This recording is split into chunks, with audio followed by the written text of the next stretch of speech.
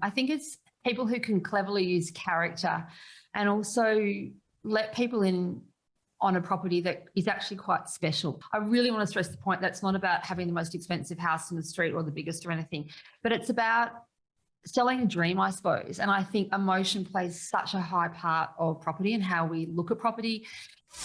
You're listening to Elevate, the official podcast of elite agent for real estate industry sales professionals, property managers and leaders. With thanks to our partner Connect Now, Elevate brings you the best tools, thinking and strategies to elevate your results. To download your written action guide from this podcast containing extra tips, links and shortcuts, visit eliteagentelevate.com. And for more information about how Connect Now can make moving easier on your clients, visit connectnow.com.au. Here is your host, Samantha McLean.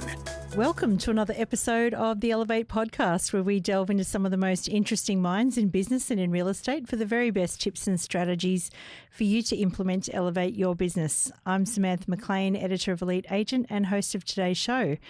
I've got a special guest on today's podcast. It's Domain National Managing Editor Alice Stolz. Alice represents Domain across the Nine Network, is a regular guest judge on The Block, and is host of the podcast Property Unpacked. So Alice, welcome to the show. Thank you for having me. It's great to be with you, Sam. It's great to have you here, and many of our listeners are going to recognise you from The Block. What is it like to be part of that series? Oh, look, it's such an amazing opportunity to get behind the scenes on something that is one of Australia's biggest and best renovation projects. And I always just feel really privileged to be involved in it and just in awe of what goes on behind the scenes in it and sort of the enormity of buying, selling, renovating properties. It cannot be underestimated. And I just think it's a really quintessentially Australian show, and I just love being a part of it. It looks super hard on the contestants. I know renovating one room in a standard house is difficult, but, being under that much pressure. Well, and they're under the scrutiny of cameras following them. So I don't know about you, but my husband and I renovating at our house, which we just did recently, was grueling enough, let alone with cameras watching you 24/7, little sleep, and also a bit of a lack of control about the confines that you're working in. It's a very unique situation, and there are very bizarre pressures on it that normal people don't even have. And I just think renovating is hard enough, let alone under those circumstances. Do you have any favourite moments or standouts from the series that you've been involved in? Oh, look, each project I've really enjoyed watching the evolution of how the producers have sort of moved the goalposts each time. When I first started working on it, I think it was the Bloctagon in Paran, which was an apartment building. And I'm a real sort of fan of apartments and I believe that Australia should do a lot more about apartment living to make it more accessible and available to families and that sort of thing. And I love that they kind of approach that, and then little by little have really built on that idea of apartment living being something for everybody, and also something that I think is a really good affordable option for a lot of people. So I've enjoyed watching how the show's evolved. And then obviously there was the Gatwick, which had these sprawling apartments in, one of what was arguably one of Melbourne's seediest buildings with a really checkered history. But then we saw these supersized apartments that were sort of akin to what you see on the Upper East Side of New York or something. And I love that in Melbourne we were seeing to this new way of living. And then they had terraces around the corner. So I just love the way the sort of, I suppose, the property types that they approach each season has evolved. And I think it's really in line with what Australians want in their property. And we know that this year it's going to be in Hampton, little sleepy cul-de-sac in the Bayside area of Melbourne. And again, I think after COVID, we really are seeing a lot of Australians want to sort of tap into that area of the great Australian dream, having the quarter-acre block, your kids playing cricket on the street or learning to kick a footy, that sort of stuff. So I kind of enjoy that the finger is on the pulse in line with how Australians are living. I think that's going to be an amazing series because Bayside is such an amazing backdrop for that sort of thing. So I can't wait for that one either. And again, I think it's just interesting to be in a really suburban area of Melbourne. I think in the past they have been in inner city locations or up and coming areas. And this year to be what is a bit sort of like Ramsay Street or something in Neighbours or Home and Away or something. I kind of love that they're really, getting under the skin of what makes Australian suburban life. So can you tell us a little bit about your role at Domain and what you do of a daytime? So my role at Domain is really kind of very varied. I look after the editorial teams. We've got a team who produce masses of news content, which then gets fed into the Sydney Morning Herald, The Age, and the Australian Financial Review, as well as a team that feeds content into 9.com. So that's our digital side of the business. And I also look after the magazines in our area, and they're the magazines that come with the weekend metro papers of The Age and the Sydney Morning Herald and the Fin Review. I also host a podcast, and I also represent Domain across 9 in the broadcast sense. So anything TV, radio, and that sort of stuff, I look after Domain from that perspective. Can I ask you, do you have a favourite thing that you do? I know you recently brought back the magazine, and that must have been exciting, but is there a favourite bit? Yeah, that's such a good question, actually. Thank you. No, I really get asked that question. So look, I think for me, what I really love is creating things. And I love the tangible nature of creating content, which is probably why I love hands-on editing or creating podcasts like what you're doing now. I sort of come away from it feeling, I just find it enriching. And I think so often you feel like you're sort of herding cats at work sometimes, or being really reactive to market changes or, proposals or lockdowns or something like that. So I love just actually watching a story being crafted, being involved in that process, and then seeing it go live. And usually when it sort of resonates with someone, I get a letter from someone saying that piece on the weekend that Domain ran, it finally taught me what stamp duty means, or now I've learned how I can buy a house, or, whatever it may be. So I love tangible work, because I can just go to bed that night thinking I've actually done something today. Because I think in my world, on a bad day, it is a lot of what feels like just going around in circles a little bit. Why not actually creating? And at my heart, I'm a creative person. So it's being in that space. Yeah, it's lovely when someone emails you and says that you've done a good job. I mean, like we live for those moments, not the moments that people tell us we've made a spelling mistake or something like that. And you realise the effort it takes for someone to actually acknowledge that work. It's not easy just to do that. So you really realise for them to step outside and actually do that is a big deal. So myself, I always make a habit of always connecting with people if I've loved something they've done, because I just think it doesn't take much, and it just makes such a difference to that process. And knowing that it resonates with someone, to me, is the ultimate mark of success when it comes to content. Yeah, absolutely. So things have changed a lot in property in the last 12 months. I mean, we've seen it from the agent perspective, and I'm sure you've seen it from the consumer perspective with people searching, behaviours changing and things like that. What trends are you seeing at Domain at the moment? What people are searching for. It's as simple as that. And I think it's such a fascinating insight into people's what they're dreaming of, I suppose. And we know that when it comes to property, it's often a slow burn dream that people have on the back burn, thinking, when I retire, I'd like to live here or do that or that. But I think what COVID did was created more urgency around that. And we did see people suddenly looking for things that they weren't that interested in a year pre-COVID. Everything from home offices to gardens to deck to space to spare rooms to being a bit further out in terms of a commute. So we definitely saw that wash through so quickly. And what amazed me also was the bravery of people who, there was so much sort of uncertainty in the world, but so many people were like, stuff it, this is my chance to take a leap and run with it. And I personally wasn't that brave, but it was just amazing to me how many Aussies did think, I'm just going to break away from having to be really near the city and having to be near my office and go, what we saw a lot around in this term commutable acreage, which is this idea of sort of larger size parcels of land, but they could still commute to the city if they needed to, 1 or 2 days a week or something. But people just did that, really, really quickly. It didn't take that long for that to wash through. And do you think, based on what you guys are seeing over at Domain, that's likely to change anytime soon, or are we kind of going to go through to the end of the year on the same sort of level of activity that we're seeing right now? I think as employers are urging people back to the office in some instances, we are seeing a bit more of people saying, hang on, maybe I will hold fire on that instance. I think a lot of people did get washed out into the regions quite quickly, those who really could just up and leave. I know that for some people are really realising the value of having that office nearby though also. So I think we're going to see a shift in demographics of some people who do really value wanting to be in there. I don't know how you feel, Sam, but I really miss being in the office, and I think I'm kind of lucky in that I can have the best of both worlds and have a house in the suburbs, but also going to my work and collaborate with colleagues and that. And I do think people are appreciating that more than ever at the moment. A lot of first home buyers, though, are just so eager to get into the market at the moment. And we're seeing that there is this urgency with low interest rates at the moment. Will they rise in sort of the short to medium term, and how people respond to that? So I do think that's changing quite rapidly at the moment. But there have been a lot of people who have saved a lot of money unexpectedly during COVID. And I acknowledge there have been a lot of people who have been really detrimentally affected by it financially. But there are a lot of people who have had the opportunity basically to now upgrade their property and are using that. It's definitely interesting times. And I mean, at the moment with agents, you know, they're sort of talking that volumes are a little bit lower than what they're used to. And I suppose there are two camps we're seeing. One is that people are selling homes off market, and the others are really trying to get as much exposure for the property, like as a bit of an opportunity now. So I guess I'm going to go down a bit of a path with you here, is that you feature some amazing properties in Domain. What exactly does it take to get a property featured in the news editorial part of Domain? I think it's about having properties with heart and soul. I think so often we see this sort of properties can seem too vanilla.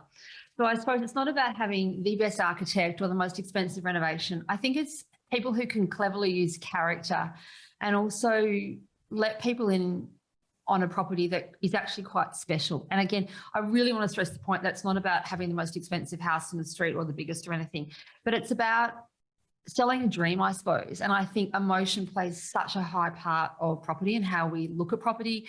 And when something sort of strikes a chord with you, whether you think, I can really see myself, I don't know, sitting with my kids at that kitchen bench, or I could see myself lying on a Friday night by that lovely fire, reading the paper or something, that really resonates with me. And I think that's sort of what the magic of what Domain manages to do. We spend a lot of time poring over property, which I know sounds rather quite indulgent, but I think it's such a sort of gift to be able to give people and say, we've found the best properties, renovators' delights for you. We found the best properties that are great for downsizes this week for you. And I think that we've built trust with those audiences, and they kind of like our curated suggestions, I suppose. But to answer your question, I think emotion is a huge part of it. And when I see houses that have just got a sort of a je ne sais quoi to them, or have got a lovely thoughtfulness to the way they have been designed. And again, it's not about money. It's about a thoughtful approach to how people can live in a house and really make it a home, not just a house. Yeah, so that's interesting. So if you're an agent that's sort of looking to get a bit of extra media coverage for the property, it doesn't matter whether it's a luxury listing or whether it's a small little home. It's more about trying to drag the emotion out of what the property could offer. And I love agents who really kind of push the envelope for that. I mean, we've had stories that have done wildly well in terms of numbers on them about car parks for sale. And I know you're thinking, but this is because these agents have such a skill at selling, and they can be like, this isn't just the car park, guys. This is the ticket to the new era of your life, where you can park at this beautiful beach, go and get your fish and chips after work one day, have a beer with your mates, go for a surf before work. And do you see how they flip it around and kind of just pull people in, I suppose, to it. So I think people who can also offer the angle of a lifestyle to a property really changes how we perceive properties. And I do see many different trends in the way properties are sold around the country. I think Sydney and Melbourne in particular do a wonderful job of sort of selling a dream. And I kind of hope that the other more emerging markets like Tassie, WA, and that kind of get better at selling, because I think they could just pull on their heartstrings of a stressed out Sydney sider and say, forget all of that. You can get all of this for a whole lot less over here. Come and take a look. So I think there's an evolution to how we are selling property, but I think Melbourne and Sydney are definitely leading the charge. Speaking of luxury listings, there's a new TV show coming up called Luxe Listings. Are you going to be watching that one closely? I cannot wait for it. It's going to be my guilty little secret, I think. I showed it to my husband and I said, doesn't it look amazing? He's like, he was sort of, let's just say he was more neutral than what I was. And it made me realise how people like all of us are really in this property bubble and we just can't get enough of it. So I can't wait to watch it. And I think it's going to be amazing for Australian property to see it, for the world potentially to see just some of the utterly exquisite properties we have on sale in Australia, but also how agents here do things so differently.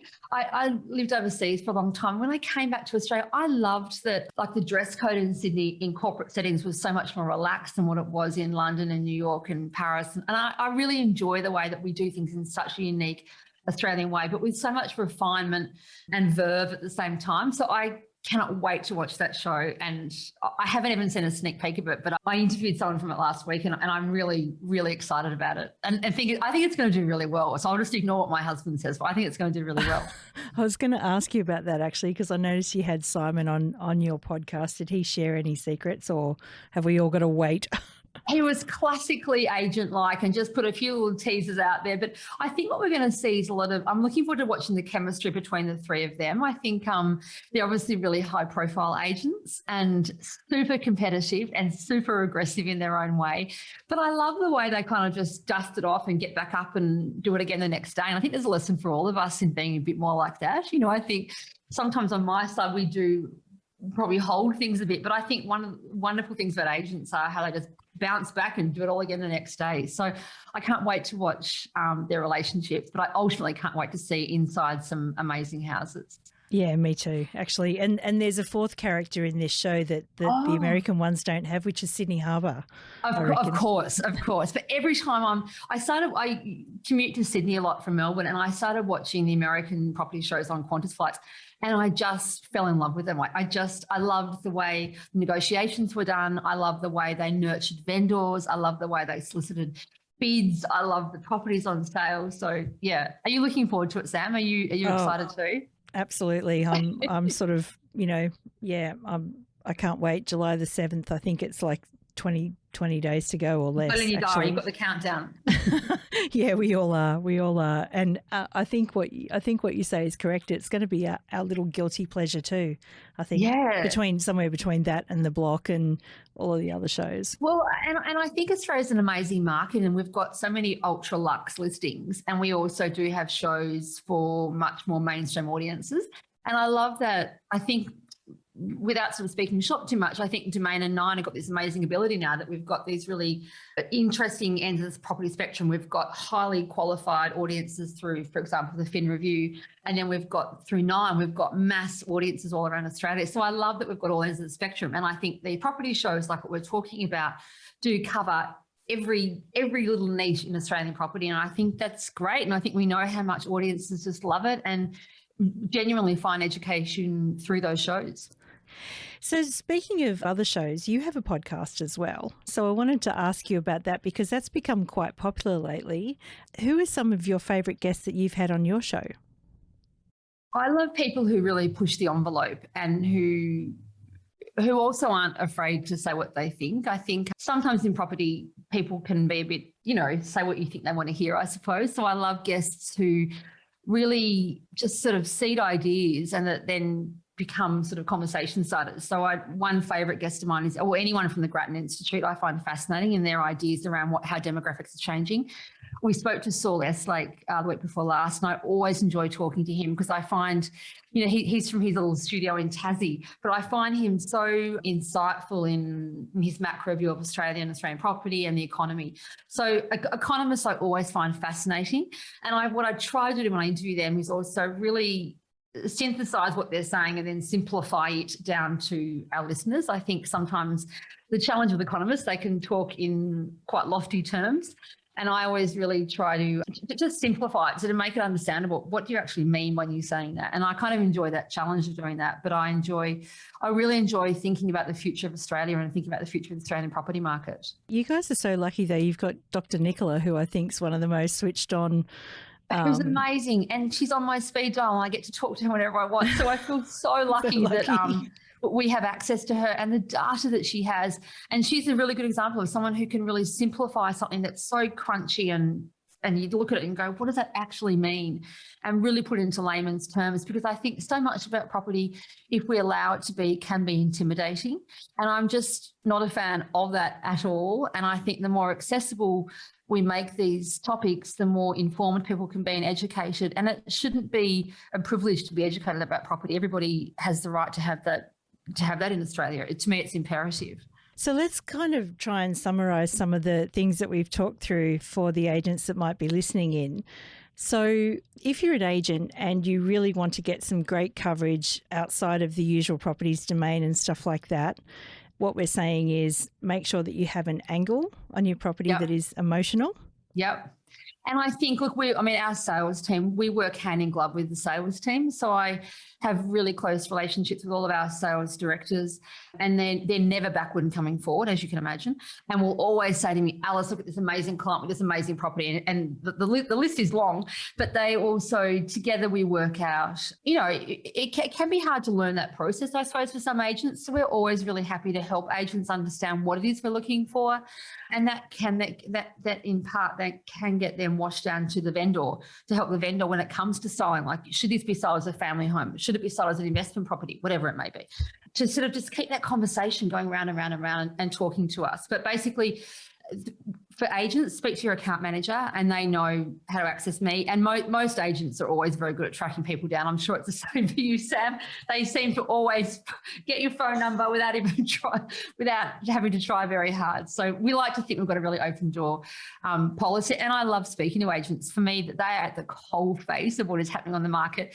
And most of my insights or analysis of what's going on absolutely come from agents. And whenever I'm hopping on the Today Show or something, whatever it may be, I always make sure I speak to, half a dozen agents. I mean, I really change it around who I do speak to before going on to understand what is happening in that part of the market, because they're so valuable, their insights. It's interesting what you say, because I do get a lot of agents sort of lobbing into our newsroom inbox and things like that. But I would say that some of them are extremely prepared and some of them are extremely not, without photos and things like that.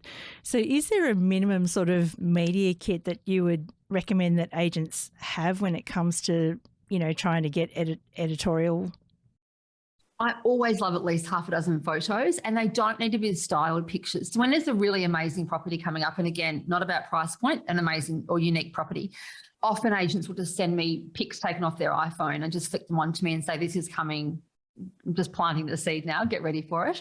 And I find that really useful because I can sort of then understand what we're going to do with it, and we can ensure it gets the right coverage in the right way, because you don't want to saturate something. You don't want to put all your eggs in one basket and say, well, that's great for, I don't know, 9.com.au, but it's not great for the Age or the Sydney Morning Herald. Like, we like to sort of be quite strategic in how we do the coverage.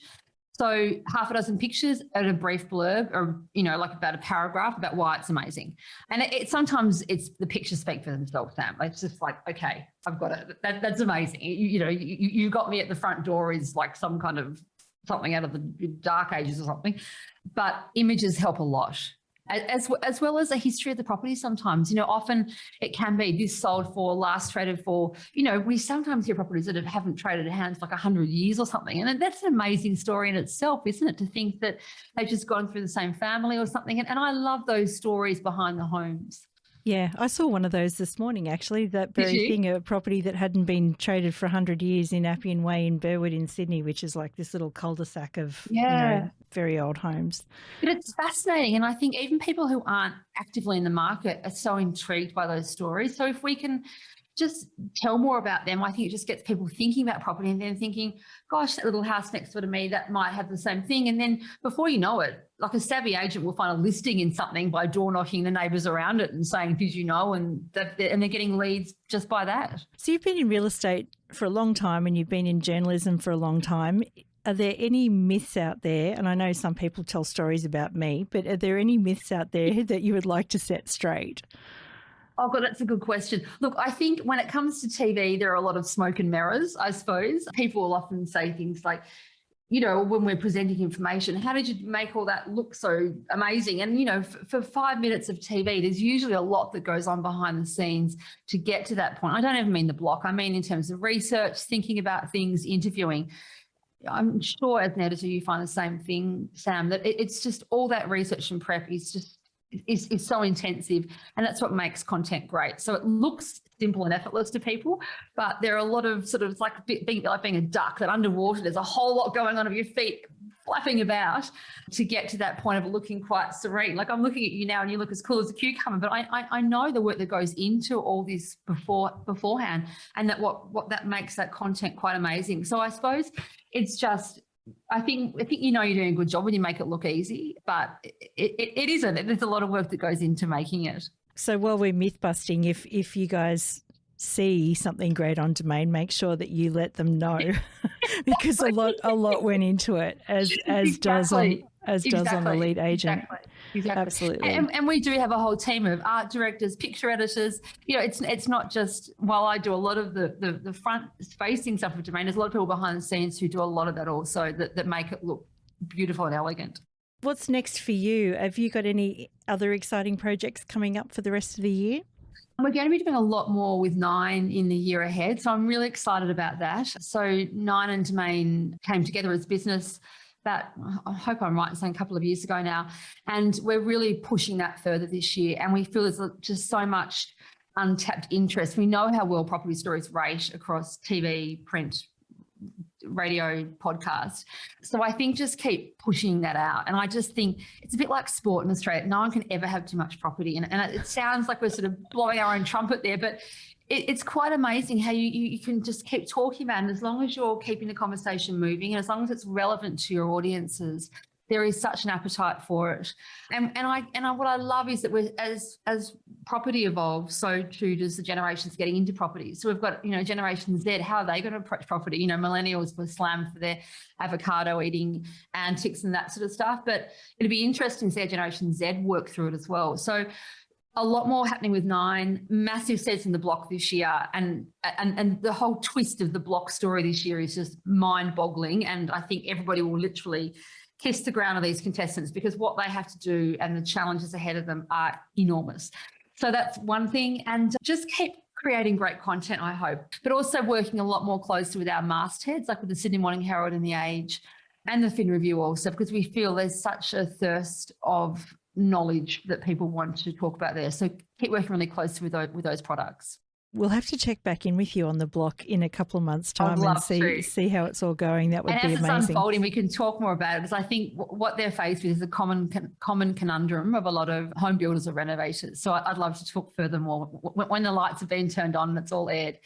To be continued, guys. Exactly. Well, Alice, it's been amazing to meet you today, especially sort of meeting another editor on the podcast. It's fantastic. And thank you so much for sharing a bit of, what you do and how you approach things. If there was one last piece of advice or one last tip that you could leave our agent listeners with, what would it be?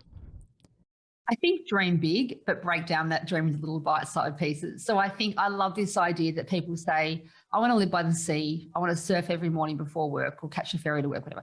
So you've got your big dream. How am I going to get there? And I think that's the privilege we have in property. And I think that we can all apply that to everything we do. So whether it's an agent wanting to be a principal one day or something, it's just do those focus on what it is that you want and work out how you're going to get there bit by bit by bit. And don't give up on it. I just think we're in such privileged positions to be in a country which has got through COVID so successfully, really, in an economy that really is so strong, in a market that has just been going absolutely bonkers and that hasn't seen much job loss or that sort of thing. So I just think, I just feel lucky to be in that. So let's just not take that for granted, I suppose, but keep dreaming at the same time.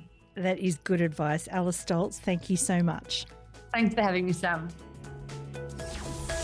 We hope you enjoyed this episode of Elevate, with thanks to connectnow.com.au. Don't forget to download your written action guide from this podcast containing extra tips, links and shortcuts. Visit eliteagentelevate.com.